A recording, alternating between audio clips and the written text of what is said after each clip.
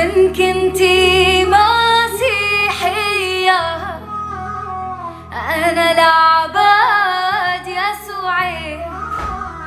وإذا عرفتيك سنية عمر الإسلام بيصونك، وإذا عرفتيك درزية 5 حدودك بعيونك، والقضية